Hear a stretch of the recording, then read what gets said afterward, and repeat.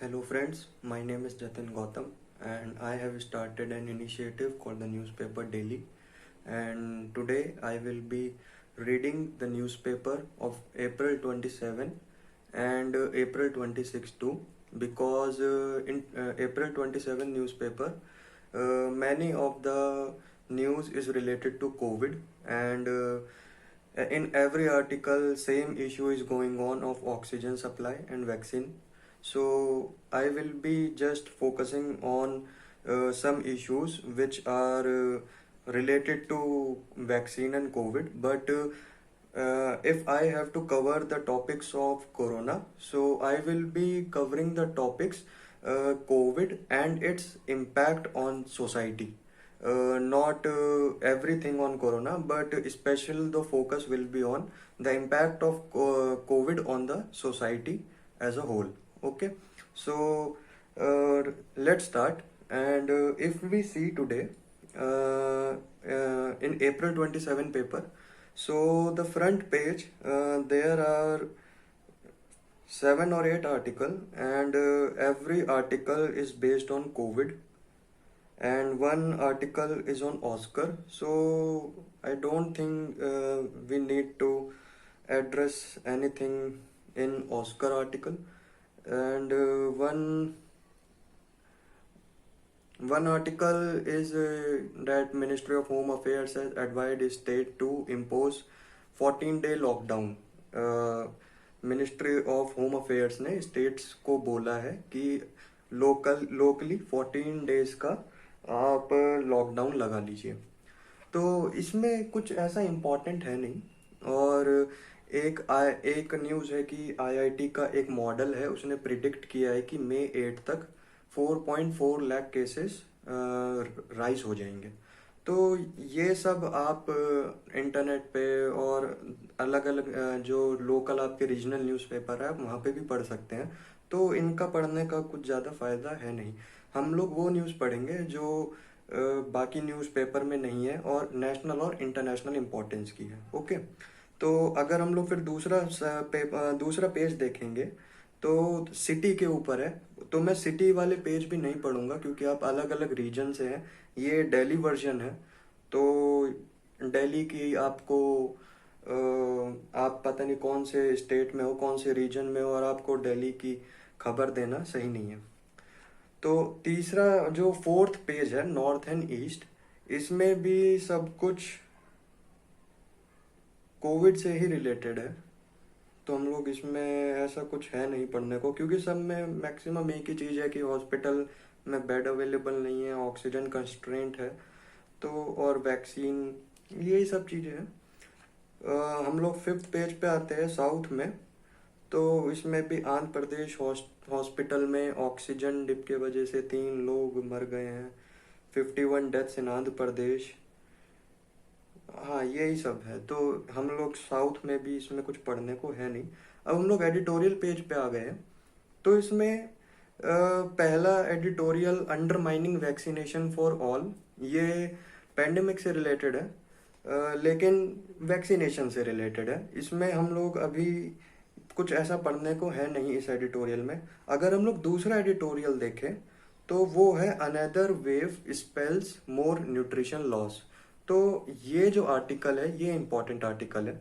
भले ये कोविड से रिलेटेड है, पर ये एक तरह से बता रहा है कि how COVID is related to the food insecurity, to the nutrition loss of the people. Okay, तो ये जो चीज़ है ये इम्पोर्टेंट हो जाती है। ठीक है, तो ये जो एडिटोरियल है ये मैं आपको क्या कहते हैं रीड करके तो नहीं बताऊंगा। इसकी जो मैं एक समरी है वो मैं आपको बता देता हूँ कि इस एडिटोरियल में ऐसा क्या है, और इसके बाद आपकी रिस्पॉन्सिबिलिटी है कि आपको इसके बाद ये एडिटोरियल खुद पढ़ना है, तो आपको और अच्छे से समझ में आएगा और आपको और नए पॉइंट्स निकल के आएंगे। आप जब सोचेंगे तो आप हो सकता है कि मेरे से भी कुछ ज़्यादा पॉइंट्स आप निकाल पाएँ। ठीक है, तो ये जो एडिटोरियल है ये इसी के ऊपर है कि जो कोविड है उसके वजह से फूड इनसिक्योरिटीज़ हो रही हैं। तो फूड इनसिक्योरिटी कैसे हो रही है? वो ऐसे हो रही है कि हम सबको पता है कि कोविड 19 के वजह से जो बिजनेस है उन पर इम्पैक्ट पड़ा है। जो बड़े बड़े बिजनेस है उन पर भी इम्पैक्ट पड़ा है। जो मिडिल क्लास जो है उनके जो बिजनेस है वहाँ पे भी इम्पैक्ट पड़ा है। तो आप ये सोचिए कि जब ये जो बड़े बिजनेस है और जो ये छोटे बिजनेस है, जब ये नहीं बचे, बिजनेस को छोड़ के जो हाउस होल्ड्स ऐसे हैं जिनके पास नौकरी जो ऐसी एम्प्लॉयमेंट होती है जहाँ पे रोज रोज का क्या कहते हैं इनकम होता है, वेजेस होते हैं, और उसमें क्या कहते हैं सेव करने का बिल्कुल भी ऑप्शन नहीं होता है। जैसे कि अगर हम देखें, रिक्शा वाला होते हैं, ऑटो वाले होते हैं, और जैसे कि सब्जी वाले होते हैं। तो अगर हम इनको देखेंगे तो हम लोग को पता चलता है कि इनका जो डेली का वे हम जैसे कि जॉब वाले होते हैं उनको तो मंथली इनकम मिल जाती है ना। लेकिन जो ये छोटे छोटे लोग हैं, इनको तो लेबर वगैरह हो गए, इनको तो अगर लेबर को अगर लेबर नहीं मिलेगा, अगर कोई घर बनाना उनको घर नहीं बनाने को मिलेगा तो वो खाएंगे कहाँ से, है ना। जो डेली इनकम है उनकी वो तो कोविड के वजह से कुछ ऐसी चीज़ों पर इम्पैक्ट पड़ा है। और इससे क्या हो रहा है कि अनएम्प्लॉयमेंट हो गया है। और जो छोटा कुछ लोग तो ऐसे कि वर्क फ्रॉम होम कर रहे हैं, आप जैसे लोग मिडिल क्लास हो गया और हम लोग हो गए, और कुछ मतलब कि कुछ ऐसी लोग हैं जो वर्क फ्रॉम होम कर रहे हैं। लेकिन वही बात है कि जो डेली इनकम वाले लोग हैं, जो लोग डेली वेजेस वाले हैं, वो कैसे अपना सस्टेन करेंगे अपनी लाइफ को? तो उनके लिए बहुत मुश्किल हो गया है। उनके लिए उनके पास अब काम नहीं है तो उनके पास इनकम नहीं है तो वो खरीदेंगे क्या, है ना। तो आदमी किस चीज के ऊपर पैसा खर्च करता है? आदमी तो कार बाइक और ये सब तो तब खरीदता है ना जब उसके पास प्रॉपर इनकम हो कि वो अपना जो खाने पीने का खर्चा है, मेन चीज तो यही होता है, रोटी कपड़ा और मकान। जब ये चीज हम लोग इस पे कंट्रोल हो जाता है तब जाके हम लोग एक्स्ट्रा खर्चे करते हैं, है ना। तो जिन लोगों का यही रोटी कपड़ा और मकान में ही बहुत ज़्यादा स्ट्रगल है, तो उनके लिए तो बहुत ज़्यादा मुश्किल है कि और कुछ एक्स्ट्रा इनकम से वो सेव कर सके या कुछ कर सके। तो इस जो एडिटोरियल में है वो यही है कि जो मिडिल क्लास इनका जो आजकल की अब मिडिल क्लास है, मिडिल क्लास में ऐसा हो रहा है आजकल कि मिडिल क्लास, जैसे कि एक रिपोर्ट है पीयू रिसर्च सेंटर ने निकाली है। उसने बोला है कि जो मिडिल क्लास है वो श्रंक हो गई है by over 32 million households. मतलब कि श्रंक का मतलब और कम हो गई है। जो मिडिल हाउस होल्ड की कैटेगरी है, मिडिल क्लास हाउस होल्ड की कैटेगरी है जो इंडिया में, वो 32 मिलियन हाउस होल्ड पर हो गई है। मतलब कि और कम हो गई है। इसका मतलब मिडिल क्लास हाउस होल्ड कम हो गया है, इसका मतलब ये नहीं है कि उसके कुछ लोग अपर क्लास में चले गए हैं, बल्कि इसका मतलब ये है कि मिडिल क्लास के कुछ लोग और बल्कि पुअर हो गए हैं। इसीलिए मिडिल क्लास की जो कैटेगरी है वो थोड़ी कम हो गई है। पुअर इसीलिए हो गए हैं, जैसे मैंने आपको बताया कि फूड की उनको अब जॉब नहीं मिल रही है, तो उनको क्या कहते हैं पैसा भी नहीं मिल रहा है। No money is equal to no food, और फूड नहीं है तो हंगर और पोवर्टी, है ना। तो अब मैं आपको आपको मैंने एक बैकग्राउंड बता दिया है कि कोविड फूड इनसिक्योरिटी से कैसे लिंक्ड है। ओके, अब मैं आपको इस एडिटोरियल का बताऊंगा कि इसमें ऐसा क्या लिखा हुआ है। ठीक, तो ये जो एडिटोरियल है इसमें ऐसा है कि शुरुआत इन लोगों ने ऐसे करी है, जैसे शुरुआत होती है इंट्रोडक्शन दिया जाता है कि फूड इनसिक्योरिटी की इशू जो है वो मिलियंस ऑफ लोग जो है फेस कर रहे हैं इंडिया में। जो 2019 का ग्लोबल हंगर इंडेक्स है, ग्लोबल हंगर इंडेक्स ये पता लगाता है कि किसी कंट्री में कितने लोग भूखे रहते हैं और कितने लोग अपने आप को मतलब कि सस्टेन कर पाते हैं, मतलब भूखे नहीं हैं। तो इंडिया की जो रैंकिंग है 2019 में ग्लोबल हंगर इंडेक्स में, वो 117 कंट्रीज में से 102 है। आप समझ रहे हैं, 117 देशों में से 102 नंबर पर हम लोग हैं। मतलब कि जो नंबर 1 कंट्री है वहाँ पे मुश्किल से कोई आदमी भूखा रहता है, लेकिन यहाँ पे जो है इंडिया में 117 में से 102 हम लोग की रैंक है, मतलब कि काफ़ी लोग भूखे हैं। और ये 2019 की बात है, मतलब कि उस वक्त शायद कोरोना में, आई डोंट नो, शायद उस वक्त कोरोना शुरू हुआ था या फिर कोरोना का उतना बड़ा इम्पैक्ट उस वक्त नहीं पड़ा था। ठीक है, तो ये इंडेक्स 2019 का है। अब आप ये सोचिए कि जब 2019 में ये हालत है कि ग्लोबल हंगर इंडेक्स में हम लोग 102 रैंक पर है, तो अब ये सोचिए कि 2021 में क्या हाल होगा, 2020 में लॉकडाउन में क्या हाल हुआ होगा। जो माइग्रेंट वर्कर्स हैं जो गए थे, उनकी जॉब चली गई, तो उनके पास खाने को कहाँ से रहा होगा, है ना। तो न्यूट्रिशन लॉस हुआ है। ठीक है, तो एक बात इस एडिटोरियल में इतनी अच्छी बात एक ये लिखी गई है कि गवर्नमेंट को जो है हेल्थ इंफ्रास्ट्रक्चर के साइड बाय साइड हंगर के इस सिचुएशन को भी देखना पड़ेगा। क्योंकि अगर आदमी हेल्थ मतलब उस कोरोना से नहीं मरेगा तो वो इवेंचुअली आगे चल के हंगर से मर जाएगा, भूख से मर जाएगा। ठीक है, मरेगा नहीं तो वो कहीं ना कहीं मतलब कि माल नरिश्ड हो जाएगा, he will be without nutrition, और वो भी बहुत गलत है। तो ये उसके बाद जो है एडिटोरियल में जो लिखा हुआ है वो है rapid rural community response to COVID. ये एक पूरा टर्म है, rapid rural community response to COVID, और ये 60 एनजीओज का एक कलेक्टिव है। इन 60 एनजीओज ने लॉकडाउन से अब तक लेकर 3 राउंड्स में कुछ डेटा कलेक्ट करे हैं। वो डेटा जो है अलग 64 डिस्ट्रिक्ट से है, जैसे कि बिहार से है, असम से है, झारखंड से है, एमपी से है, यूपी से है, गुजरात से है, राजस्थान से है, उड़ीसा से, तेलंगाना से।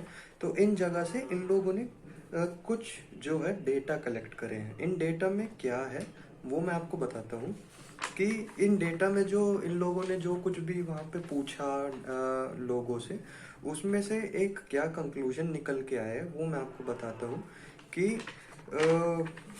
लोग जो हैं उन्होंने फूड पर, अब खाने पर जो है एक्सपेंडिचर को कट डाउन कर दिया है। खाने पर जो एक्सपेंडिचर है लोगों का वो धीरे धीरे उन लोगों ने कम कर दिया है। 2020 में 40% था, मतलब कि 2020 में लोगों ने 40% जो है खाने के ऊपर, फूड के ऊपर 40% एक्सपेंडिचर कम कर दिया है। ठीक है, और 2021 में ये अब 25% हो गया है, मतलब कि 25% एक्सपेंडिचर कम हो गया है। ठीक है, अच्छा, इसके साथ साथ हाउस होल्ड, ये देखा गया है कि हाउस होल्ड्स ने जो है न्यूट्रिशियस फूड में भी कट डाउन कर दिया। न्यूट्रिशियस फूड जैसे कि मिल्क हो गया, वेजिटेबल हो गया, पल्सेस, ऑयल, वो तो अब खाने पे कट डाउन होगा तो बाकी पर सब पर ही होगा, है ना। तो 80% कट डाउन जो है वो न्यूट्रिशियस फूड में भी हुआ है। 80%, मतलब कि लोगों ने मिल्क और पल्सेस और ऑयल और वेजिटेबल ये सब खरीदना अब कम कर दिया है। ठीक है, अच्छा, इसके बाद इसमें ये है कि फूड इनसिक्योरिटी में सबसे ज़्यादा, मतलब कि कौन लोग हैं जो सबसे ज़्यादा फूड इनसिक्योरिटी को फेस कर रहे हैं, वो है पुअर और सोशली मार्जिनलाइज्ड लोग, और वुमेन और दलित्स, और ऐसे लोग जो किसी भी फूड सिक्योरिटी स्कीम के अंडर नहीं आते हैं। मतलब कि गवर्नमेंट स्कीम चलाती है ना, जैसे कि प्रधानमंत्री गरीब कल्याण अन्न योजना, है ना, और फूड मिशन और नेशनल न्यूट्रिशन मिशन। तो जो लोग इन फूड मिशन के अंडर बेनिफिशियरी नहीं है, मतलब कि उनको इसके अंडर कोई लाभ नहीं मिलता है, कोई बेनिफिट नहीं मिलता है, तो ऐसे लोग जो है उनको भी फूड इनसिक्योरिटी हो रही है।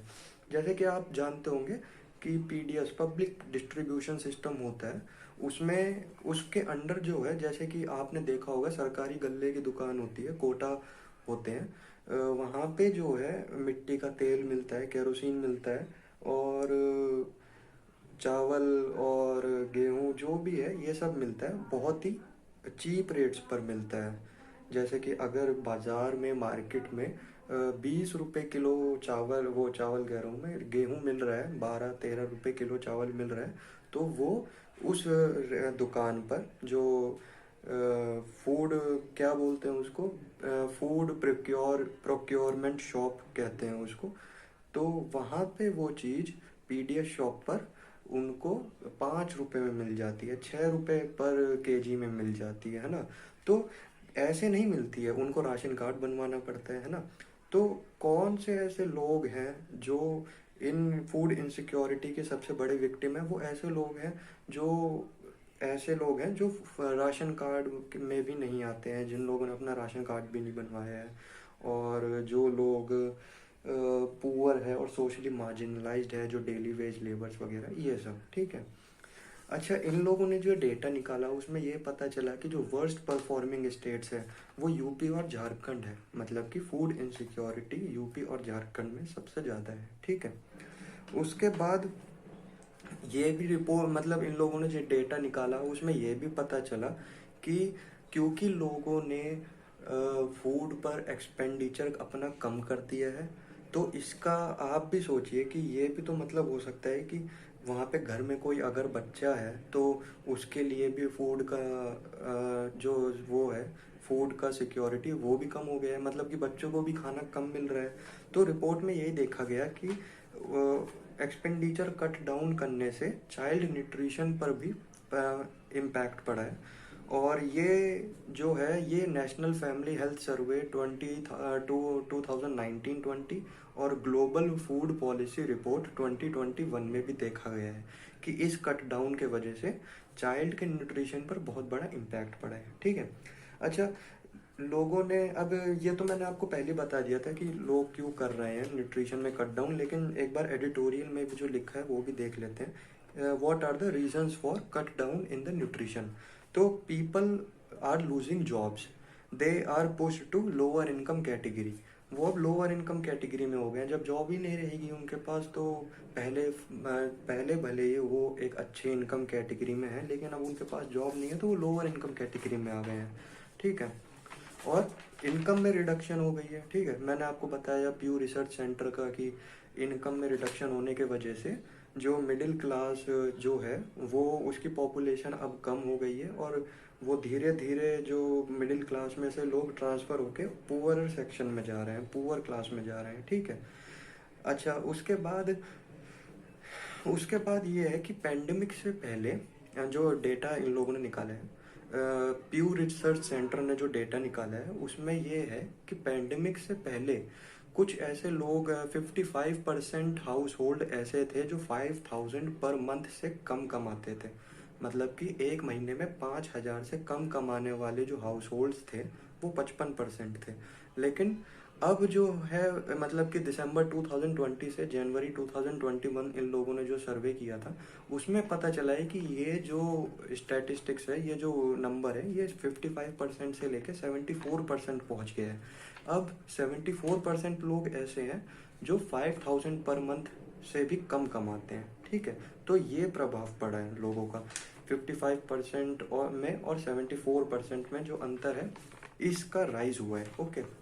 उसके बाद ये देखा गया है कि जो ये 30% हाउस होल्ड्स हैं, कुछ 30% हाउस होल्ड्स हैं, उन लोगों ने लोन लेना शुरू कर दिया है, ठीक है।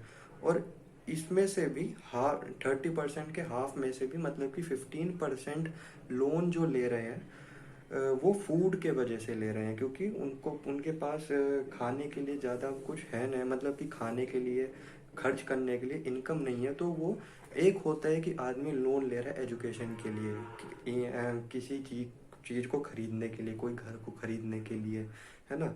लेकिन यहाँ अब जो लोन लिए जा रहे हैं, 30% हाउस होल्ड लोन ले रहा है, उसमें से 15% लोन ले रहा है सिर्फ इसलिए कि वो अपने खाने की पूर्ति को पूरा कर सके, ठीक ठीक है। और इस रिपोर्ट में, जो रिपोर्ट कह रहा हूँ, सॉरी, जो इन लोगों ने डेटा कलेक्ट किया है उसमें से और भी बहुत कुछ मिला है। इसका जो इन लोगों ने और जो कंक्लूजन निकाला है वो ये है कि सेकंड वेव में जो सबसे ज़्यादा इफ़ेक्ट हुए हैं वो माइग्रेंट लेबरर्स हैं, ठीक है। माइग्रेंट्स हैं जो सबसे ज़्यादा अफेक्ट हुए हैं सेकेंड वेव में, और अभी तक वो फर्स्ट वेव के लॉस से ही रिकवर नहीं हो पाए हैं। तो वो सेकेंड वेव में और ज़्यादा वीक हो गए हैं, क्योंकि वो पहले ही नहीं रिकवर हो पाए, तो सेकेंड वेव में वो और ज़्यादा वीक हो गए हैं, ठीक है। फिर वो माइग्रेंट जो अभी लॉकडाउन के बाद वापस चले गए थे कि अब लॉकडाउन खुल गया है तो हम लोग फिर से जा सकते हैं, वो फिर से जल्दी से वापस भी आ रहे हैं, क्योंकि उन्हें ये भी डर है कि पहले की तरह लॉकडाउन हो गया तो वो फिर से फंसे रहेंगे।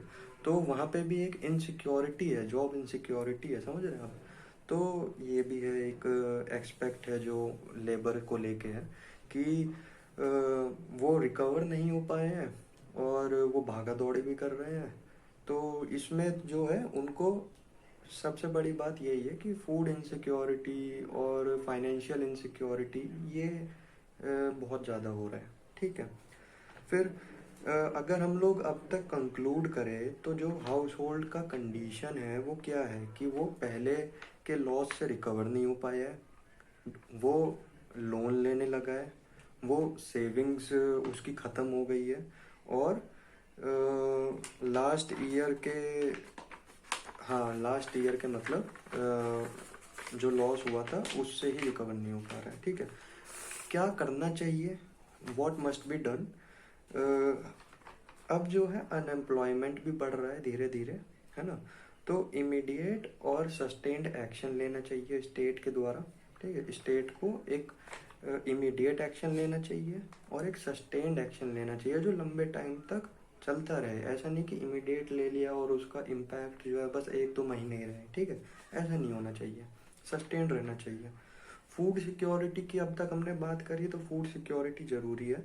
तो गवर्नमेंट ने प्रॉमिस किया है कि प्रधानमंत्री गरीब कल्याण अन्न योजना को रीस्टार्ट किया जाए, रीस्टार्ट किया जाए। ये बीच में बंद हो गई थी स्कीम, तो इसको रीस्टार्ट किया जाएगा। और इसमें क्या होगा कि पर पर्सन को 5 किलो राइस और वीट जो है 2 महीने तक पर मंथ मिलेगी। 2 महीने तक पर हाउस होल्ड पर पर्सन को 5 kg वीट मिलेगी और राइस मिलेगा, ठीक है। तो ये फूड इनसिक्योरिटी को एड्रेस करने के लिए गवर्नमेंट ने किया है, ठीक है। फिर गवर्नमेंट को यही जो मैंने बताया कि ये 2 महीने तक की प्रधानमंत्री गरीब कल्याण अन्न योजना इसने 2 महीने तक चलाने को बोला है।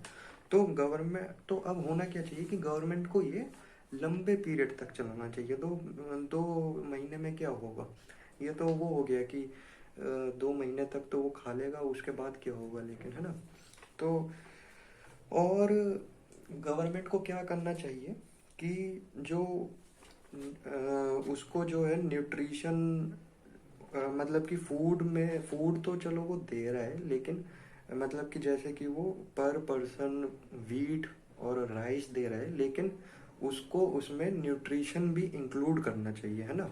मतलब कि पल्स राइस और वीट से कुछ नहीं होगा, उसको दाल, सॉरी हाँ, मतलब कि न्यूट्रिशियस फूड हो गया, तो न्यूट्रिशियस फूड भी उसको उसमें इंक्लूड करना चाहिए, ठीक है। और जैसे कि मैंने बताया कि बहुत सारे लोग ऐसे हैं जो इस स्कीम्स के अंडर आते ही नहीं हैं, तो उनको भी इंक्लूड करना चाहिए, ठीक है।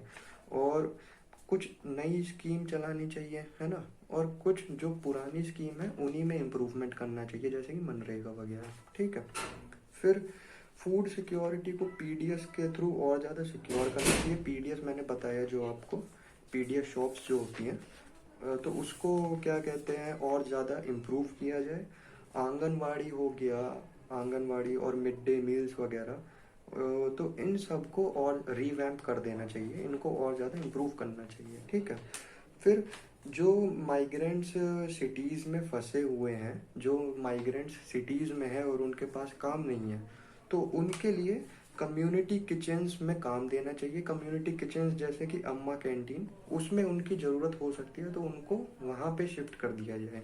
कम्युनिटी किचन्स मतलब कि मतलब जो सरकारी कैंटीन्स होती हैं वहाँ पे उनको शिफ्ट कर दिया जाए कि तुम वहाँ पे कुछ ना कुछ करते रहो। माइग्रेंट है, घर से दूर है बेचारा, तो करे भी क्या आदमी, उसको हर कोई काम नहीं दे रहा है तो सरकार काम दे, है ना। कम्युनिटी किचन्स में उसको काम दे दे, कुछ मनरेगा के अंडर कुछ काम हो रहा है तो उसमें उसको काम दे दे।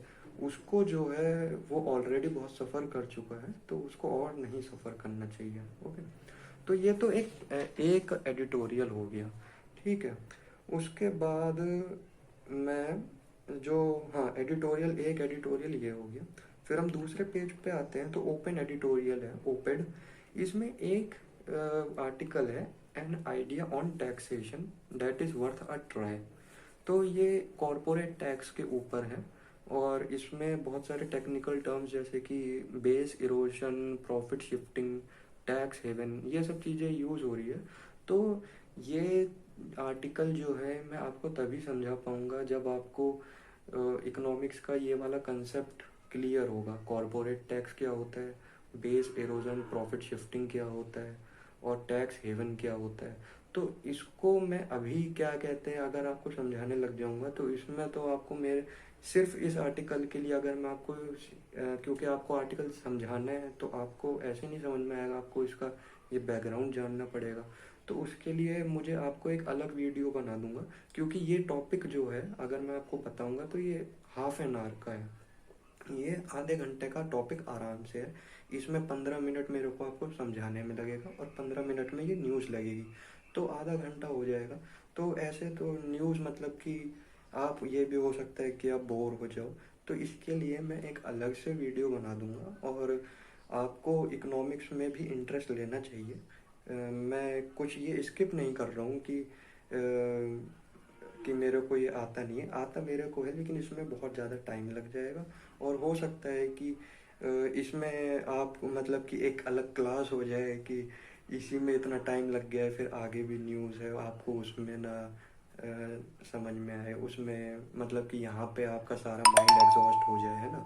तो मैं इसके लिए एक अलग वीडियो बना दूँगा। ओके।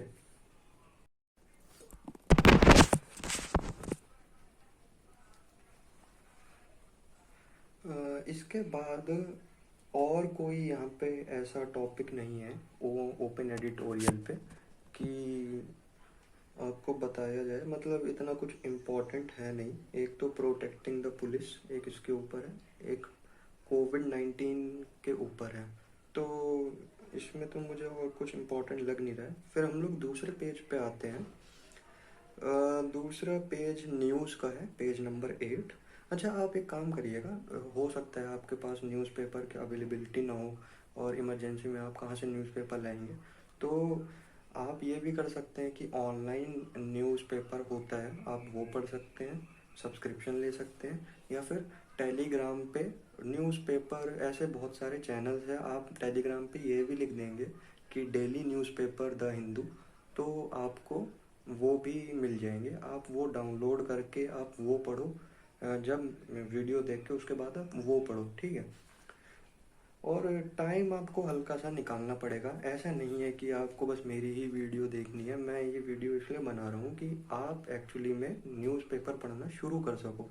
ये वीडियो मैं इसलिए बना रहा हूँ कि आपको पता लगे कि हाँ, हिंदू में ये कुछ इंटरेस्टिंग चीज़ें हैं, है ना। तो आप जो है इसके बाद अपना खुद का भी वीडियो वो सॉरी वीडियो कह रहा हूँ, इसके बाद आप खुद अपना भी न्यूज़पेपर पढ़िएगा, ठीक है। उसके बाद पेज नंबर 8 पर हम आते हैं। तो peaceful voting in West Bengal, West Bengal के ऊपर है। पीसफुल वोटिंग इतना इम्पोर्टेंट नहीं है, इसमें काफ़ी पॉलिटिकल न्यूज़ है, रीजनल पॉलिटिकल न्यूज़। और अच्छा, एक इसमें न्यूज़ है कि डीआरडीओ ने जो है, डीआरडीओ मतलब डिफेंस रिसर्च, डीआरडीओ का मतलब होता है defence research and development organisation. ये डिफेंस से रिलेटेड जो है टेक्नोलॉजिकल डेवलपमेंट करता है। जैसे कि आपने उरी देखी होगी तो उसमें वो है नहीं, वो ड्रोन है जो उसके जो ड्रोन है वो उसके फॉर्म में है, बर्ड के फॉर्म में है। तो वो डीआरडीओ ने बनाया था। तो डीआरडीओ ऐसे काम करती है। और ये बात ये है कि ये न्यूज़ मैं आपको इसलिए बता रहा हूँ क्योंकि आपको सिर्फ ये ही नहीं पता होना चाहिए कि हमारे जो आर्मी है बस उन्हीं के बारे में नहीं पता होना चाहिए। आर्मी का जो एक बैक हैंड है, जो बैक स्टेज पे उनको ये पावर देता है, उनको टेक्नोलॉजी प्रोवाइड करता है, उसके बारे में भी पता होना चाहिए। और हाँ, तो इसलिए मैं आपको ये न्यूज़ बता रहा हूँ, ठीक है। तो अभी क्या हुआ है कि डीआरडीओ में एक मेजर टेक्नोलॉजिकल ब्रेक थ्रू उन लोगों ने करा है। डीआरडीओ ने कुछ ऐसे मतलब कि हेलीकॉप्टर का जो वो होता है ना, इंजन होता है और हेलीकॉप्टर के जो पार्ट्स होते हैं, तो उसमें एक ब्रेक थ्रू करा है कि डीआरडीओ ने सिंगल क्रिस्टल ब्लेड टेक्नोलॉजी जो है वो डेवलप करी है। और ये ऐसे क्या कहते हैं, ऐसे 60 ब्लेड्स उन लोगों ने बनाए हैं और हिंदुस्तान एरोनॉटिक्स लिमिटेड को दिए हैं। मतलब कि पता तो मेरे को भी ठीक से नहीं है, ये टेक्नोलॉजी से रिलेटेड है, single crystal blade technology in लोगों ने डेवलप करी है। ये मतलब मेरे को जहाँ तक अब तक इसको इसका पता है वो ये है कि ये कहीं ना कहीं ये ब्लेड्स कैपेबल है हाई टेम्परेचर ऑपरेशन, कोई हाई टेम्परेचर ऑपरेशन में, मतलब कि हाई टेम्परेचर को ये ब्लेड्स कंटेन कर सकते हैं, उसमें भी काम कर सकते हैं। हेलीकॉप्टर जो हेलीकॉप्टर के बारे में बात बता रहा हूँ मैं, क्योंकि हेलीकॉप्टर में ब्लेड्स लगेंगे और ये जो ब्लेड्स हैं ये हाई टेम्परेचर में भी काम कर सकते हैं, ठीक है। उसमें इसको कोई ज़्यादा फर्क पड़ेगा नहीं, ठीक।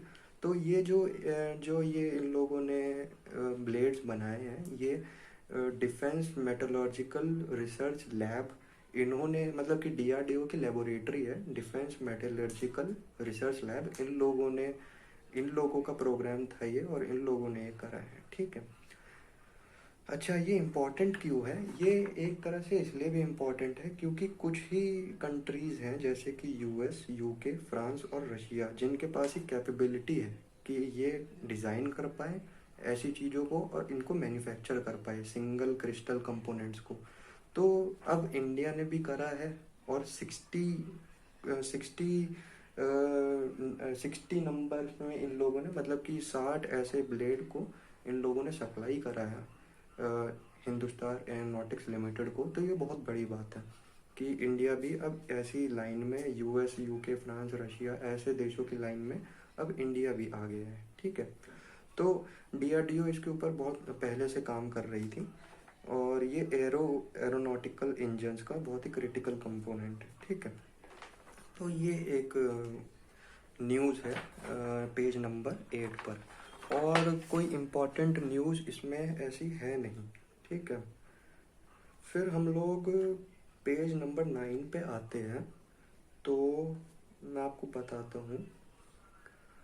पेज नंबर 9 में कोविड से रिलेटेड चीज़ें हैं मैक्सिमम। एक आर्टिकल ये भी है, राहुल गांधी मतलब कि उन्होंने बताया कि राहुल गांधी क्या कहते हैं। तो हम लोग को इन चीज़ों में नहीं पढ़ना है कि राहुल गांधी ने क्या क्रिटिसिज्म किया है और कौन सी पार्टी ने किसको कैसा बोल दिया, हम लोग को ये सब नहीं पढ़ना है। हम लोग को मतलब कि वैसे ही बहुत ही पॉलिटिकली हीटेड इन्वायरमेंट हो रखा है, हम लोगों को न्यूट्रल रहना है। और हम लोगों को जो डेवलपमेंट्स साइड बाय साइड चल रहे हैं इंडिया में, जो हम लोग को पता नहीं पड़ रहा है, तो हम लोग को उस पर ध्यान देना है ना। तो पेज नंबर 9 में एक आर्टिकल है, India and Japan resolve to jointly find the pandemic. India और जापान जो है दोनों मिल के पेंडेमिक को लड़ने की बात कर रहे हैं। एक्चुअली इन दोनों के प्राइम मिनिस्टर की, इंडिया की और जापान के प्राइम मिनिस्टर की फ़ोन पर बात हुई थी और उन लोगों ने ये बात करी कि हम दोनों को मिल के पेंडेमिक पे लड़ना है, ठीक है। अच्छा, ये बहुत अच्छी बात है कि इंडिया और जापान एक दूसरे से कोऑपरेट कर रहे हैं पेंडेमिक को लड़ने के लिए। क्यों इम्पोर्टेंट है वो मैं बताता हूँ, क्योंकि इंडिया और यूएस भी कोऑपरेट कर रहे हैं एक साथ पेंडेमिक लड़ने के लिए। इस वक्त जो प्रेजेंट कंडीशन चल रही है हमारे इंडिया में, इंडिया, ऑस्ट्रेलिया, जापान और यूएस, ये 4 कंट्रीज साथ में मिलके रहे इस वक्त तो बहुत अच्छा है, क्योंकि हम लोग को चाइना को काउंटर करना है। अच्छा, अब मैं ये आर्टिकल तो छोटा सा है जापान के बारे में, लेकिन मैं आपको एक बता देता हूँ, एक बैकग्राउंड बता देता हूँ कि जापान और इंडिया क्यों कोऑपरेट करने की बात कर रहे हैं। कोई कंट्री हमसे कहता है कि हम कोऑपरेट करेंगे, हम आपको कोई फाइनेंशियल असिस्टेंस देंगे, हम आपको पैसा देंगे या वैक्सीन देंगे, तो उसका एक रीज़न होता है। तो ये मैं आपको बताता हूँ कि why Japan is so eager to help collectively with India. क्यों इंडिया के साथ वो पेंडेमिक को कंटेन करने की बात कर रहे हैं। हाँ, एक रीज़न ये भी है कि हाँ, ह्यूमैनिटेरियन एस्पेक्ट है कि हाँ, दो एक कोई कंट्री है, हाँ हमें चलो उसकी मदद करनी चाहिए एज अ ह्यूमैनिटी। ठीक है, लेकिन जब हम लोग इंटरनेशनल रिलेशंस की बात करते हैं तो इससे ज़्यादा भी एस्पेक्ट्स हैं जो हमें देखने चाहिए। कंट्रीज़ इसलिए ऐसा भी करते हैं कि आगे कुछ हमें ज़रूरत पड़ी तो ये हमारे लिए भी काम करेगा, हमारे, और हम शायद इसकी अभी मदद कर रहे हैं मुश्किल टाइम पे, तो ये हमसे कुछ फेवर भी मांग सकता है। तभी आप बहुत सारी न्यूज़ कभी कभी ऐसे भी सुनते होंगे कि सऊदी अरेबिया ने इंडिया को इतने पैसे देने चाहे पर इंडिया ने रिफ्यूज़ कर दिया। वो ऐसा नहीं है कि हम किसी को ऐसे क्रिटिसाइज़ नहीं कर सकते कि वो तो यार इतना पैसे दे रहा था तो ले लेने चाहिए थे, ऐसा थोड़ी है। अभी तो हमें कंडीशन को देखना चाहिए कि यहाँ पे पैसे की ज़रूरत है तो पैसे ले लेने चाहिए। लेकिन ऐसा नहीं होता है। गवर्नमेंट ही अकेली नहीं है जो ये सब डिसीजन लेती है। आईएफएस ऑफिसर्स होते हैं, डिप्लोमेट्स होते हैं, वो इन सब चीज़ों को ध्यान में रखते हैं कि इन सब डायनामिक्स को ध्यान में रखते हैं कि अगर कोई कंट्री हमारी मदद करेगा तो वो बदले में हमसे क्या मांगेगा। तो ये चीज़ें जो है इतनी आसान नहीं होती है, और ये सब चीज़ें इतनी ज़्यादा बारीकी से एनालाइज करनी चाहिए। क्योंकि अगर हम लोगों ने क्या पता किसी से कोई फाइनेंशियल असिस्टेंस ले लिया और उसके बाद उस कंट्री ने कोई ऐसा फेवर मांग लिया जो हम लोग को नहीं करना चाहिए, तो वो हमारे लिए बहुत गलत हो जाएगा, और किसी और कंट्री के लिए या हमारी कंट्री के लिए भी वो बहुत बुरी चीज़ हो सकती है। तो ये चीज़ है। तो जापान इस वक्त, मतलब कि एक वैसे छोटा सा आर्टिकल है कि जापान मदद कर रहा है हमारी, लेकिन मैं आपको बताना चाहता हूँ कि आप ऐसा सोचिए कि अगर आप इंटरनेशनल रिलेशन से रिलेटेड कोई ऐसी न्यूज़ पढ़ते हैं तो आप ये सब चीज़ें सोचें दिमाग में। तो जापान, एक बात ये है कि इस वक्त जो है इंडिया, जापान, ऑस्ट्रेलिया और US, these four countries collectively are called Quad countries. और इस वक्त ये चार कंट्रीज का रिलेशन बहुत अच्छा रहे, ये बहुत ज़रूरी है, क्योंकि हम लोग को चाइना को कंटेन करना है। चाइना को क्यों कंटेन करना है? क्योंकि चाइना कहीं ना कहीं इंडियन ओशन में और पैसिफिक ओशन में अपना जो है डोमिनेट करने की कोशिश कर रहे हैं। आपने एक टर्म सुना होगा, string of pearls theory. String of pearls theory के अकॉर्डिंग जापान क्या करता है, वो चाइना क्या करता है, वो कुछ इकोनॉमिकली वीक कंट्रीज होते हैं, कुछ आइलैंड्स हैं, उनको, क्योंकि मतलब कि उनकी इकोनॉमी वीक है कुछ कंट्रीज़ की साउथ ईस्ट में, साउथ ईस्ट एशिया में, तो वो क्या कहते हैं, खुद से उन कंट्रीज़ के पास जाता है, उनको कहता है हम आपकी मदद करेंगे। जैसे कि मैं आपको बता रहा हूँ कि दुबई ने अपने आप पैसे देने की कोशिश करी लेकिन हमने रिफ्यूज़ करा। चाइना ने अपने आप कुछ कंट्रीज़ को साउथ ईस्ट में पैसिफिक इंडियन ओशन के पास पैसे देने की कोशिश करी कि हम आपकी मदद करेंगे, और उसके बाद उन कंट्रीज़ ने वो पैसे ले लिए, और वो पैसे का अमाउंट इतना ज़्यादा था कि चाइना को भी पता था कि ये वापस नहीं कर पाएंगे। और वो कंट्रीज़ ने जब पैसे ले लिए और जब चाइना ने बोला कि अच्छा बहुत टाइम हो गया अब हमें वापस करो, तो वो कंट्रीज़ ने बोला अभी तो हम नहीं कर पाएंगे। तो चाइना ने बोला चलो तुम नहीं कर पाओगे तो हमें कुछ फेवर करना पड़ेगा, अगर तुम पैसे नहीं दे रहे हो तो कुछ फेवर करना पड़ेगा। तो कंट्रीज़ ने बोला ओके ठीक है, बोलो क्या करें। तो उन्होंने बोला कि अ, हम जो है, आप पैसे तो हमें दे नहीं पा रहे हो, हम जो है आपके कंट्रीज़ में military base, naval base setup करेंगे, और हम उसको ख़रीद भी लेंगे, और ये भी हो सकता है कि हम लीज़ पे ले लें, लेकिन हम जो है आपके कंट्रीज़ में मिलिट्री बेस सेटअप करेंगे। तो अब आप ये सोचिए, स्ट्रिंग ऑफ पर्ल्स क्या है? स्ट्रिंग ऑफ पर्ल्स मतलब कि मोती की माला, है ना, पर्ल्स की माला।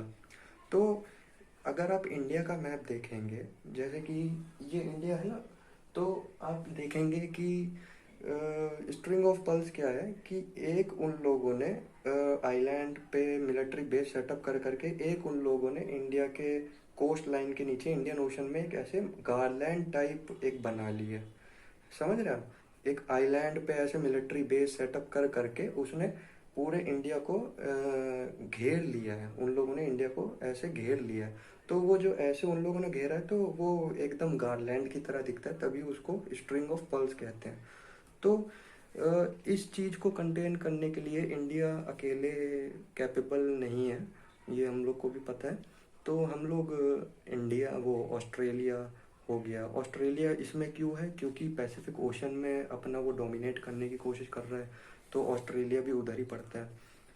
यूएस क्यों है? क्योंकि यूएस का अगर हम इस तरफ से देखें तो पैसिफिक ओशन आ जाता है, मतलब वेस्ट की साइड से देखें तो यूएस के वेस्ट में पैसिफिक ओशन है, ठीक है। जापान क्यों करता है? क्योंकि जापान और चाइना तो बहुत ही पास है, वहाँ पे तो मतलब पैसिफिक ओशन तो मतलब उनके डिस्टेंस तो बहुत ही कम है। तो ये है कि अगर उसकी string of pearls theory successful हो गई तो बहुत सारे कंट्रीज़ जो है, बहुत सारे कंट्रीज़ को वो डोमिनेट करेगा।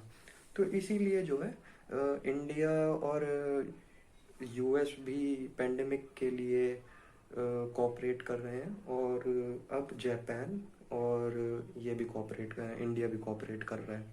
और जापान और इंडिया बहुत सारी चीज़ों में कोऑपरेट कर रहा है। जैसे कि अभी अहमदाबाद और हाईवे बन रहा है ना, सॉरी, एक रेल नेटवर्क बन रहा है अहमदाबाद, किसका बन रहा है, एक minute, Ahmedabad Mumbai speed rail, एक प्रोजेक्ट है। इसमें जापान हम लोगों को जो एक मतलब कि बनेगा, तो ये अहमदाबाद में, अहमदाबाद से मुंबई की एक रेल नेटवर्क बन रहा है। इसमें जो जापान है वो हमारी मदद करेगा, हमको एडवाइस करेगा, हमारे पर्सनल्स को ट्रेन करेगा, और हमारी जो सर्विसेज हैं उसको सर्टिफाई करेगा, रेलवे ट्रैक्स के वर्क को देखेगा, है ना। क्योंकि हम लोगों ने जापान से इसमें इसलिए मदद मांगी क्योंकि कुछ टेक्नोलॉजी में, क्योंकि जापान बुलेट ट्रेन, तो हम लोग को पता होना चाहिए कि हाँ उनकी टेक्नोलॉजी हम लोगों से काफ़ी ऊपर है, तो हम लोग को भी टेक्नोलॉजी के बारे में कुछ पता चले, इसलिए जापान हमारी मदद कर रहा है। तो इंडिया और जापान ने अभी वही इंडिया और जापान के प्राइम मिनिस्टर्स ने फ़ोन पे बात करी थी। तो दोनों ने एक दूसरे के लिए बोला है कि हाँ भाई हम लोग को कोऑपरेट करना चाहिए, पेंडेमिक के लिए बहुत मुश्किल की घड़ी है ऐसे टाइम। हाँ, तो इस आर्टिकल में जो है मैं आपको ब्रीफली बता देता हूँ कि इंडिया जापान वाले आर्टिकल में क्या है। कि दोनों प्राइम मिनिस्टर ने फ़ोन पे बात करी, और क्वाड जैसे इनिशिएटिव के ऊपर, उसके स्टेटस के ऊपर, उसके लिए बात करी। और they highlighted importance of close India Japan cooperation to overcome the challenges by working together to create resilient, diversified and trustworthy supply chains. Supply chains मतलब कि वैक्सीन से रिलेटेड और कोई रॉ मटेरियल से रिलेटेड, और मतलब कि अभी पेंडेमिक से रिलेटेड जो जो चीज़ें वो सप्लाई करना चाहता है, उस चीज़ के लिए सप्लाई चेन जो है वो स्मूथ रहे, ठीक है। जैसे कि अगर, जैसे कि इंडिया और यूएस है ना, तो जैसे कि यूएस हम लोग को रॉ मटेरियल सप्लाई कर रहा है, रॉ मटेरियल सप्लाई कर रहा है तो फ्री में नहीं कर रहा है वो, लेकिन कम प्राइजेस में कर रहा है। कम प्राइजेस में क्यों? कम प्राइजेस का मतलब कम प्राइजेस किस तरह से हो रहे हैं? वो इम्पोर्ट टैरिफ, एक्सपोर्ट टैरिफ जैसी चीज़ें जो है हट रही हैं। तो इसको कहते हैं कि सप्लाई चेन जो है रेसिलियंट हो गई है, बहुत स्मूथ हो गई है। अगर जैसे कि इंपोर्ट, अगर हम कोई चीज़ इंपोर्ट करते हैं तो उस पर इम्पोर्ट टैक्स लगता है, इम्पोर्ट टैरिफ लगता है ना। अगर हम किसी को एक्सपोर्ट करेंगे तो वहाँ पे वो आदमी इम्पोर्ट टैरिफ लगाएगा, है ना, और हम लोग का भी एक्सपोर्ट चार्जेस होते हैं ना। तो ये सब चीज़ें ना हो, तो इसीलिए resilient supply chain, resilient supply chain मतलब ये सब चीज़ों से चार्जेस वार्जेस हटा दो, उसके बाद सप्लाई चेन अच्छी हो जाती है, बहुत स्मूथ चलती है, ठीक है। तो हाँ, उसके बाद बायलैटरल कोऑपरेशन। दो लीडर दोनों ने कंफर्म करा है कि जापान और इंडिया के बायलैटरल कोऑपरेशन की इम्पोर्टेंस को।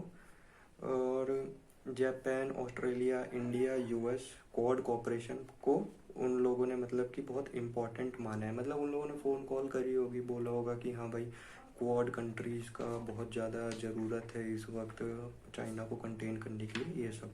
फिर उसका जो प्राइम मिनिस्टर है, उसका नाम MV सुगा है, मिस्टर सुगा। उन्होंने सीरियस कंसर्न्स एक्सप्रेस करे हैं ईस्ट और साउथ चाइना सी में चाइना की मूवमेंट्स को काउंटर करने के लिए। साउथ चाइना सी साउथ चाइना सी का भी मैं आपको बताऊंगा कि क्या इशू है। वो मैं एक अलग वीडियो में बताऊंगा, या कभी कोई एडिटोरियल आएगा तो मैं उसका बता दूंगा, तब बता दूंगा कि साउथ चाइना सी आपने काफ़ी सुना होगा कि क्या चल रहा है एक्चुअली, ठीक है। तो और दोनों कंट्रीज़ ने बहुत सारे टॉपिक्स पर डिस्कशन किया है, जैसे कि 5G और सबमरीन केबल्स और इंडस्ट्रियल कॉम्पिटिटिवनेस और सप्लाई चेन का डाइवर्सिफिकेशन, वो मैंने बताया आपको। नॉर्थ ईस्ट इंडिया के नॉर्थ ईस्ट स्टेट में डेवलपमेंट प्रोजेक्ट्स, कुछ प्रोजेक्ट्स हैं नॉर्थ ईस्ट इंडिया में, कुछ प्रोजेक्ट्स, डेवलपमेंट प्रोजेक्ट्स हो रहे हैं जिसमें जापान हमारी मदद करेगा। और मुंबई अहमदाबाद स्पीड रेल के कंस्ट्रक्शन की प्रोग्रेस के बारे में कुछ बातें हुई, ठीक है, ये चीज़। उसके बाद अगर हम न्यूज़ देखें तो न्यूज़ में और क्या क्या है मैं आपको बताता हूँ। अच्छा, मैं आपको जो है, मैं खुद आपको टैबलेट में मैंने जो हिंदू का सब्सक्रिप्शन ले रखा है। आप ये ना बोले कि वैसे तो ये न्यूज़पेपर कर रहा है, बोल रहा है कि न्यूज़पेपर पढ़ो, लेकिन खुद ये टैबलेट से कर रहा है। वो मैंने इसलिए करा क्योंकि अभी कोविड है, तो कांटेक्ट ना हो, क्या पता न्यूज़ पेपर वाला, उसको क्या पता खुद कोविड हो और वो हर घर में न्यूज़पेपर फेंक रहा हो। तो पता नहीं है ना, तो इसीलिए मैंने जो है सब्सक्रिप्शन ले रखा है। आप भी ले सकते हैं या टेलीग्राम पे डाउनलोड करके देख लें, ठीक है। अच्छा, इसके बाद हम लोग पेज नंबर 10 पर आते हैं। इंडिया जापान का जो हम लोगों ने अभी पढ़ लिया है, उसके बाद हम लोग पेज नंबर 10 पे आते हैं। पेज नंबर 10 पे भी सब कोविड से रिलेटेड चीज़ें हैं, इतनी इम्पोर्टेंट नहीं है। अम, नहीं, कुछ भी ऐसा मतलब है नहीं उसमें, सब कोविड के डेटा वगैरह दे रखे हैं। और ये एक आर्टिकल है कि मोदी बाइडेन डिस्कसेस कोविड-19 यूएस एड।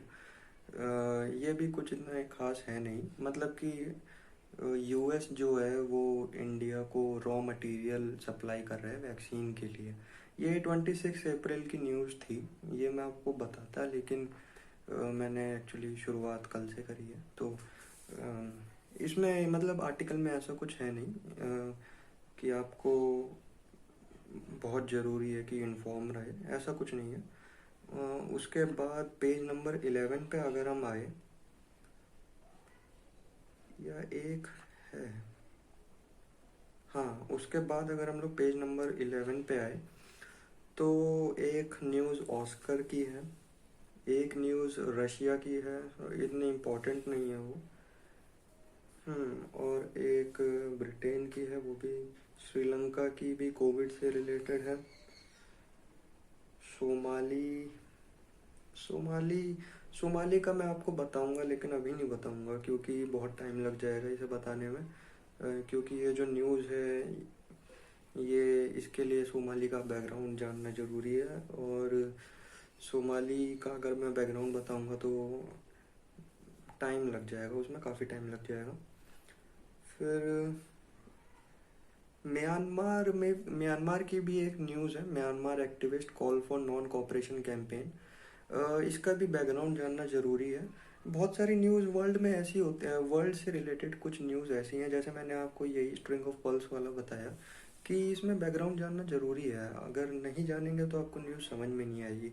तो जैसे कि स्ट्रिंग ऑफ पर्ल्स तो मेरे को एकदम अच्छे से याद था, तो मैंने आपको शॉर्ट में जल्दी जल्दी बता दिया। म्यांमार वाला जो सीन है, म्यांमार में आपको याद होगा कि मिलिट्री कूप हुआ है। मिलिट्री कूप मतलब कि वहाँ पे जो डेमोक्रेटिक गवर्नमेंट है उसको गिरा दिया और उसकी जगह मिलिट्री शासन कर रहा है, ठीक है। तो इसके लिए मैं आपको अच्छे से तभी बता पाऊँगा जब आपको भी थोड़ा बहुत पता हो, या फिर क्योंकि मिलिट्री कूप और डेमोक्रेसी का भी मेरे को आपको बताना पड़ेगा थोड़ी बहुत थ्योरी कि क्यों सही है क्यों गलत है। तो एक मैं आपको सजेशन देता हूँ, अगर आप कर सकते हो तो, कि क्लास नाइन्थ की एनसीईआरटी है पॉलिटिकल साइंस की, उसका पहला ही चैप्टर है डेमोक्रेसी। उसमें पहले ही चैप्टर में तीन चार स्टोरीज दे रखी हैं, तीन चार देशों की स्टोरीज दे रखी हैं। तो या तो आप उस चैप्टर को पूरा पढ़ लें, या फिर उस तीन चार देशों में एक देश म्यांमार की भी स्टोरी है, या फिर आप बस म्यांमार की स्टोरी पढ़ लें, तो आपको काफ़ी कुछ समझ में आ जाएगा। लेकिन मेरे आई सजेस्ट कि आप वो पूरा चैप्टर पढ़े, आपको समझ में आएगा कि डेमोक्रेसी क्या है। डेमोक्रेसी इज़ नॉट जस्ट कि यूनिवर्सल अडल्ट फ्रेंचाइजी की हम लोगों ने वोट कर दिया और हमारी सरकार आ गई, ये सिर्फ एक डेमोक्रेसी नहीं है। मॉडर्न वर्ल्ड में अब डेमोक्रेसी के बहुत सारे डायमेंशंस है, economic democracy, social democracy, political democracy, है ना। तो म्यांमार के बारे में मैं आपको बताऊंगा, मैं हो सकता है कि एक अलग वीडियो बना दूं। तीन चार वीडियो तो ऐसी हो गई, सोमाली हो गई और म्यांमार हो गया, है ना। तो ये इसके लिए अच्छे हैं, मैं आपको अलग वीडियो ही बना दूं, ये ज़्यादा अच्छा है ना। तो और अच्छा रहेगा कि अगर आप भी वो चैप्टर पढ़ लें तो आपको ज़्यादा समझ में आएगा, है ना। आप उसके बाद कमेंट्स में भी लिख सकते हैं कि आपने ये पॉइंट छोड़ दिया, तो मेरे को भी लगेगा कि हाँ भाई अब व्यूवर जो हैं थोड़ा अवेयर हो रहे हैं, ठीक है। अच्छा, एक बात और, आप जो है कमेंट्स में मेरे को ये बता दीजिएगा कि मैं कैसा पढ़ा रहा हूँ, क्या मेरे अंदर कुछ मैंने पॉइंट्स मिस करे हैं, कुछ मैं जल्दी बोल रहा हूँ कि आपको समझ में नहीं आ रहा। तो मेरे को अपनी वीकनेस पता पड़ेगी, तभी आपको मैं अच्छे से समझा पाऊँगा, है ना।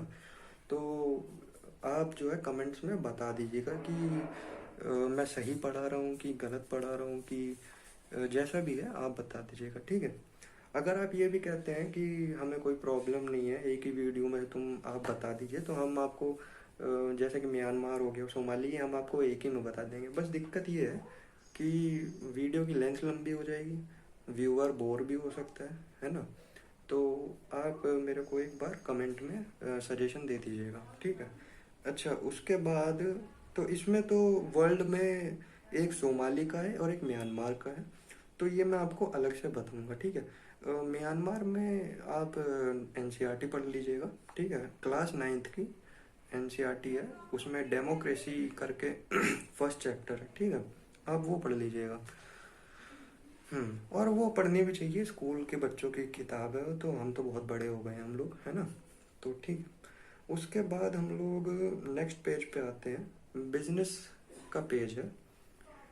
इसमें दो तीन आर्टिकल ही हैं जो बहुत इम्पोर्टेंट है। कुछ तो कंपनीज से रिलेटेड है कि कंपनीज में प्रॉफिट हो रहा है कि लॉस हो रहा है, और दो दो तीन जो आर्टिकल है वो मतलब कि ऐसे तो एक ही आर्टिकल है जो इम्पोर्टेंट है, लेकिन कुछ एक आर्टिकल है कि हेसन वैक्सीनेशन बूस्ट हेल्थ इंफ्रास्ट्रक्चर। तो इस आर्टिकल में बहुत सारी चीज़ें तो ऐसी हैं जो मैंने आपको पहले बता दी है, एडिटोरियल के थ्रू और दूसरे न्यूज़ के थ्रू, ठीक है। एक इसमें आर्टिकल है, logistic is the key to easing oxygen crisis. अगर हमें ऑक्सीजन क्राइसिस से निपटना है तो लॉजिस्टिक्स ही एक समाधान है, लॉजिस्टिक्स भी एक समाधान है, ठीक है। तो पहले तो हमें कुछ बातें समझनी पड़ेगी कि मैंने काफ़ी सुना है, लोग कह रहे हैं कि सरकार कुछ कर नहीं रही है, कि वो ऑक्सीजन की क्राइसिस है और वो फिर भी कुछ नहीं कर रही है। देखिए, क्राइसिस ऑक्सीजन की इसलिए है क्योंकि देखिए, चॉकलेट तो है नहीं वो कि बहुत ज़्यादा पहले भी चलती थी, तो अब क्यों नहीं मिल रही है ना, ऐसा तो है नहीं। ऑक्सीजन तो हम लोग को एयर के थ्रू हम तो हमेशा ही लेते हैं। ऑक्सीजन कुछ इंडस्ट्रीज़ के लिए प्रोड्यूस होती है, कुछ इंडस्ट्रीज़ में कुछ ऐसा काम होता है कि उसमें ऑक्सीजन की ज़रूरत होती है। ऑक्सीजन हॉस्पिटल्स वगैरह के लिए यूज़ होती है। तो ऑक्सीजन का जो एक प्रोडक्शन है वो बहुत लिमिटेड है, उसकी मार्केट बहुत लिमिटेड है। उसके जो प्रोड्यूसर्स हैं, जो जो उसे ऑक्सीजन को बनाने में उसको जो मदद करते हैं वो प्रोड्यूसर्स बहुत कम हैं, है ना। ऐसा नहीं है कि बहुत सारे लोग हैं जो ऑक्सीजन के बिजनेस में हैं, ऐसा बहुत कम है। किसे पता था कि ऐसा भी टाइम आएगा कि ऑक्सीजन की क्राइसिस हो जाएगी, नहीं तो हम लोग ऑक्सीजन के प्लांट्स खोलते हैं ना। तो एक गवर्नमेंट को सिर्फ ना ब्लेम करके हमें ये भी सोचना चाहिए कि ऑक्सीजन का जो एक प्रोडक्शन, अब क्योंकि ऑक्सीजन के जो प्लांट्स हैं मतलब वो तो उसी हिसाब से है जैसे पहले थे, है ना। जैसे कि मैंने कि बोला, हमें पता होता कि ऑक्सीजन क्राइसिस होने वाली है तो प्रोडक्शन फैक्ट्रीज और ज़्यादा बनती है ऑक्सीजन प्रोड्यूस करने के लिए, लेकिन ऐसा तो है नहीं। जो मार्केट है वो वैसे की वैसी ही है, जो डिमांड है वो बढ़ गई है ना। डिमांड बढ़ गई है, आउटपुट वही का वही है, तो क्राइसिस तो आएगी, है ना। ये बात समझने की आपको ज़रूरत है, ठीक है। तो अब जो इसमें लिखा हुआ है आर्टिकल में, वो मैं आपको बताता हूँ, ठीक है। तो आर्टिकल में ऐसा है कि जो प्रोडक्शन है, मतलब वो इंट्रोडक्शन जो है कि प्रोडक्शन और सप्लाई ऑक्सीजन की वो अब स्पॉटलाइट में आ गई है। स्पॉटलाइट में आ गई है इन लोगों ने इसीलिए लिखा है कि पहले तो डिमांड थी लेकिन इतनी ज़्यादा नहीं थी, लेकिन अब जो है वो इतनी ज़्यादा है कि वो सबको पता चलने लगा है कि भाई ऑक्सीजन ऑक्सीजन, है ना। फिर ऑक्सीजन जो है आगे आने वाले टाइम में, अभी कुछ वीक्स में ऑक्सीजन आराम से मिल सकती है। इसके लिए कुछ इन लोगों ने जो है मतलब गवर्नमेंट ने ये वो कर रही है, काफ़ी इनिशिएटिव ले रही है। 251 ऑक्सीजन प्लांट्स को खोलने की बात करी है अलग अलग डिस्ट्रिक्ट्स में, डिस्ट्रिक्ट हेडक्वार्टर्स में। इन लोगों ने बोला है कि हम लोग 251 के आसपास ऑक्सीजन प्लांट्स खोलेंगे। और ऑक्सीजन प्लांट्स मतलब कि वहाँ पे जो है ऑक्सीजन प्रोड्यूस होगा और वहाँ से डिस्ट्रीब्यूट होगा अलग अलग जगह, ठीक है। तो अच्छा, इन लोगों ने भी देखिए ये लिखा है कि बात ये है कि ऑक्सीजन सेंटर के बहुत कम प्रोड्यूसर्स हैं, ऐसे लोग बहुत कम हैं जो ऑक्सीजन के बिजनेस में हैं। वो सिर्फ उसी जगह ऑपरेट करते हैं जहाँ पे उनकी सबसे ज़्यादा ज़रूरत है। एक ना आप ये बात भी सोचिए कि इंडस्ट्रीज़ की लोकेशन, आपको ये बात समझनी चाहिए कि कोई भी इंडस्ट्रीज़ अगर कहीं पे बेस्ड है तो वो वहाँ पे क्यों है ना। ज़रूरी थोड़ी है कि वहाँ मतलब कि कोई, अगर मेरे को इंडस्ट्री खोलनी है, अगर मान लीजिए मेरे को कोयले की इंडस्ट्री खोलनी है ना। तो मैं, ऐसा तो नहीं है कि मैं यहाँ पे कोयले की इंडस्ट्री खोलूँगा। मैं कोयले की इंडस्ट्री कहाँ खोलूँगा? जहाँ पे कोयले का खदान होगा, जहाँ पे कोल माइन होगा, वहाँ आसपास में अगर कोल की इंडस्ट्री खोल लूँ तो मेरे लिए फ़ायदा होगा। ट्रांसपोर्टेशन का खर्चा, मतलब कि अगर मैं जैसे कि लखनऊ में रहता हूँ तो बिहार में कोल माइंस है, झारखंड में कोल माइन है, जैसे कि झरिया कोल माइन, तो झरिया कोल माइन से लखनऊ का ट्रांसपोर्ट आना, सोच रहे हैं कितना ट्रांसपोर्टेशन का खर्चा होगा। लेकिन अगर मैं अपना बिजनेस कोल का, अगर मैं अपना फैक्ट्री इंडस्ट्री अगर बिहार में ही खोल लूँ तो वहाँ पे ट्रांसपोर्ट का खर्चा कम होगा, है ना। तो ऐसे ही ऑक्सीजन का है, वो सिर्फ ऑक्सीजन के प्लांट ऐसी जगह हैं जहाँ पे उनकी सबसे ज़्यादा ज़रूरत है ना। तो जैसे कि स्टील इंडस्ट्री में लिखा है इन लोगों ने कि स्टील इंडस्ट्री में बहुत ज़्यादा ऑक्सीजन प्लांट्स की ज़रूरत होती है। अब ये तो मेरे को नहीं पता है कि स्टील इंडस्ट्री में ऐसा क्या है कि वहाँ पे ऑक्सीजन की ज़रूरत होती है, लेकिन इंडस्ट्री की लोकेशन बहुत अफेक्ट करती है। अब वो ऐसी जगह है ऑक्सीजन की, मतलब कि जब ऑक्सीजन ऐसी जगह पे, ऑक्सीजन प्लांट्स ऐसी जगह पे लोकेटेड है तो बहुत जाहिर सी बात है कि वहाँ पे जो आसपास के टाउन होंगे वहाँ पे ऑक्सीजन जल्दी पहुँचेगी। और जो ऐसे टाउन है जहाँ पे ऑक्सीजन की इतनी ज़रूरत नहीं है वहाँ पे जो है ऑक्सीजन देर में पहुँचेगी, है ना। तो इसमें भी यही लिखा है कि जो ट्रांसपोर्टेशन है वो क्या, लॉजिस्टिक्स की बात यही हो रही है कि जो ट्रांसपोर्टेशन है वो बहुत टाइम ले रहा है ऑक्सीजन प्लांट से लेके कंज्यूमर्स तक पहुंचने में, हॉस्पिटल्स तक पहुंचने में ऑक्सीजन को बहुत टाइम लग रहा है। वो टाइम इसीलिए लग रहा है क्योंकि वो अपनी जगह पे इस्टेब्लिश्ड हैं। वो अपने जो पहले उन लोगों ने सोचा था कि हम यहाँ पे क्यों इस्टेब्लिश करेंगे, वो उस हिसाब से है। उन्हें क्या पता था कि ऑक्सीजन क्राइसिस हो जाएगा, है ना। इसलिए पता होता तो दिल्ली में भी एक प्लांट खोल देते। अब खुल तो रहा है, अब देखिए नीड आया है तो अब ऑक्सीजन प्लांट्स यहाँ पे भी खोलेंगे, है ना। तो कि आगे आने वाला टाइम में ऑक्सीजन की कमी ना हो, है ना। ठीक है। फिर इंडिया की जो डेली कैपेसिटी है, जो पर डे कैपेसिटी है वो ऑक्सीजन की, वो 7,000 टन्स है। जब मतलब कि ये बस 7,000 टन्स मैं बताता हूँ, ये बस उसी के लिए है जो हमारे हॉस्पिटल्स वगैरह हो गए और जो हमारे इंडस्ट्रीज वगैरह हो गई, वो उसी के लिए है। ठीक है। तो इस कैपेसिटी को, 7,000 टन्स ऑफ ऑक्सीजन को, इस कैपेसिटी को बढ़ाया जा सकता है बाय प्लानिंग और प्रिपेयर्डनेस और रोड ट्रांसपोर्टेशन और रोड इंफ्रास्ट्रक्चर को अच्छा करके। अब रोड इंफ्रास्ट्रक्चर अच्छा करके मतलब कि अब रोड ही ठीक नहीं है, वहाँ टूटी हुई है रोड, तो वैसे ही धीरे चलेगी, है ना, ट्रक धीरे चलेगी, वो देर में पहुँचेगी, है ना। तो ये नहीं होना चाहिए कि वहाँ पे रोड जाम हो गया, ये सब चीज़ें भी बहुत मायने रखती हैं। उसके बाद अगर किसी को ऑक्सीजन का बिजनेस खोलना है तो उसका इन्वेस्टमेंट भी बहुत हाई है ना। ऑक्सीजन एक्चुअली कुछ कंटेनर्स है, कुछ स्पेशलाइज्ड कंटेनर्स होते हैं जिसमें कि ऑक्सीजन कंटेन किए जाते हैं। उसका खर्चा भी 40 to 45 लैक्स है। मतलब कि अगर किसी को ऑक्सीजन का बिजनेस खोलना है तो इन्वेस्टमेंट बहुत ज़्यादा है। ठीक है। तो हम जैसे मतलब कि अगर मैं अपनी फैमिली की बात करूँ तो हम तो ऑक्सीजन का प्लांट नहीं खोल पाएंगे भाई।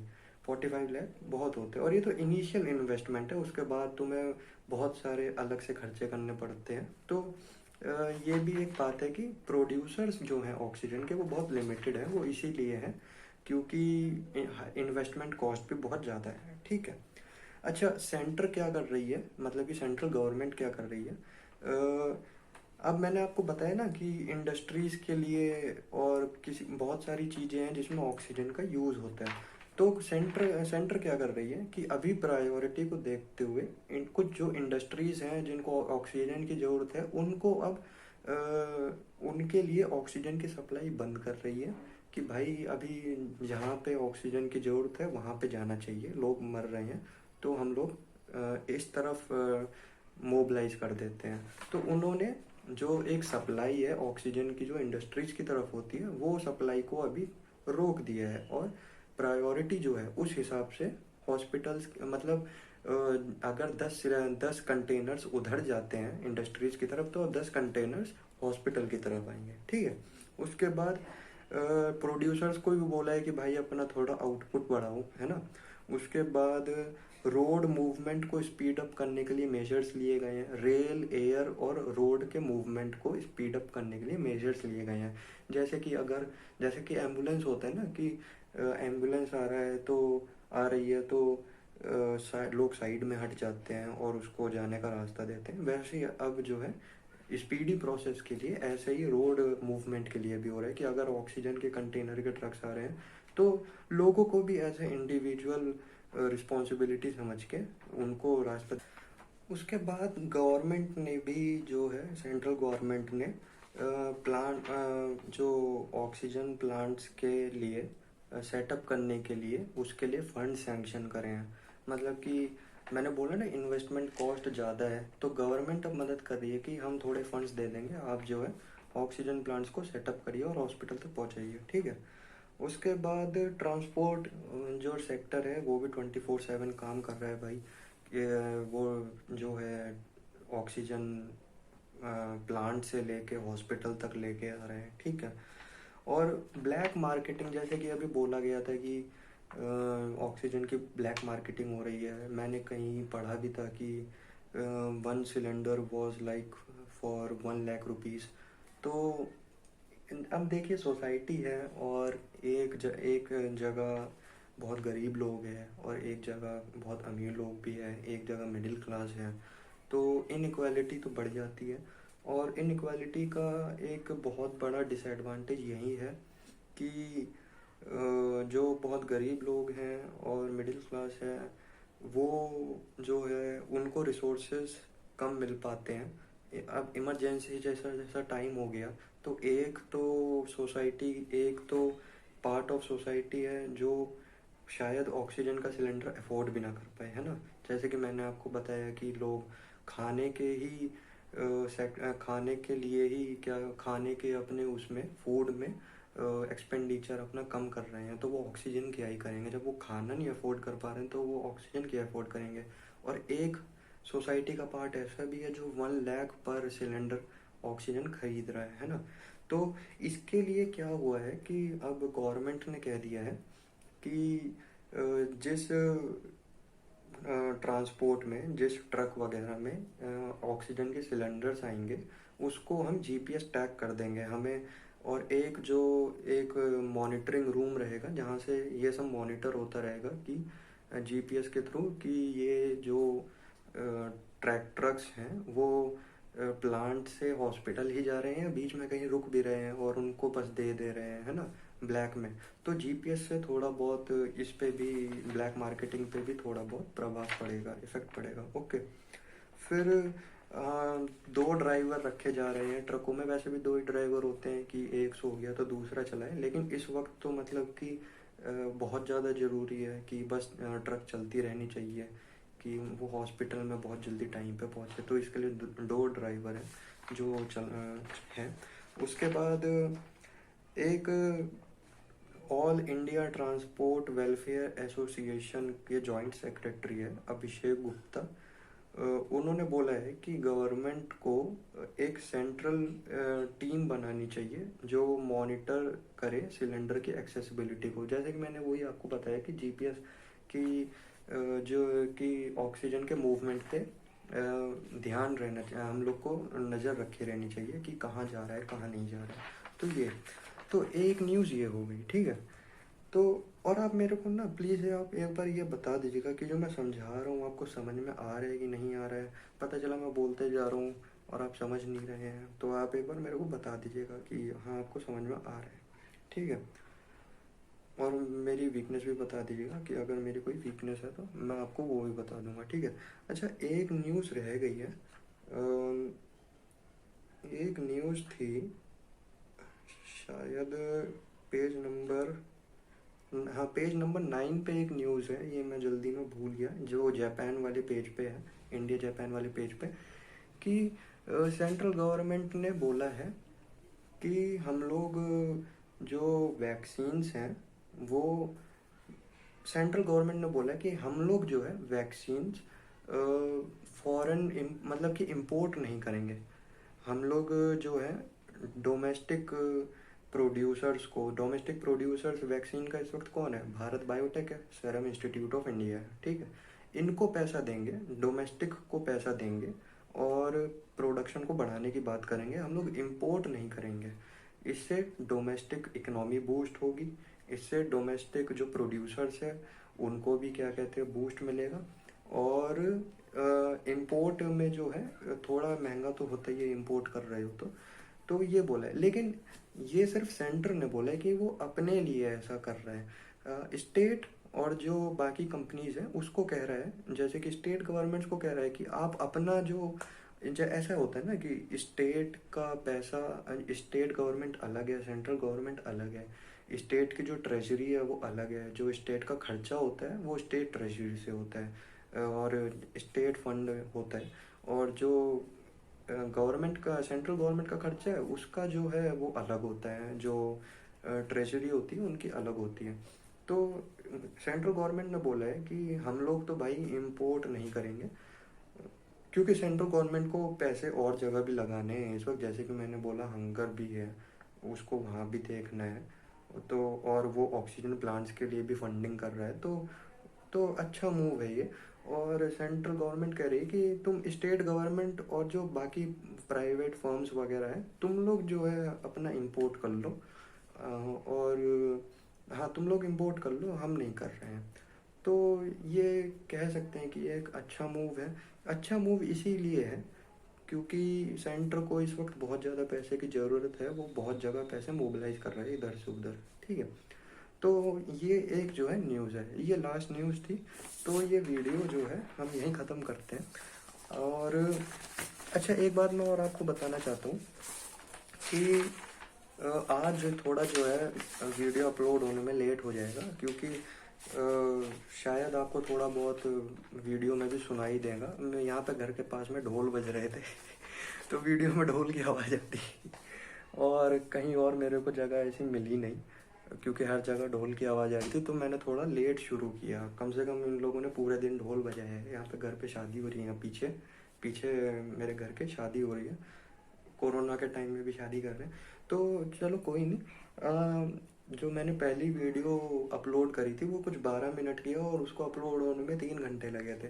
तो आज की जो वीडियो है तो बहुत लंबी है, पता नहीं कितना टाइम लगेगा। तो हो सकता है कि आपके पास थोड़ी लेट पहुँचे, लेकिन हाँ, अब मैं जो है अगली बार से ध्यान रखूँगा। और अगर ढोल ना बजे तो और अच्छा है। ढोल ना बजता तो आपके पास एकदम सही टाइम आती है, आप ये याद रखिए, ठीक है। चलिए फिर, आप मेरे को कमेंट्स के थ्रू बताइएगा वीडियो कैसी लगी, और लाइक करिएगा और सब्सक्राइब करिएगा, ओके। और मेरे को हाँ, वीकनेस बता दीजिएगा मेरी कि क्या वीकनेस रही है, मैं सही पढ़ा रहा हूँ कि नहीं पढ़ा रहा हूँ, ठीक है।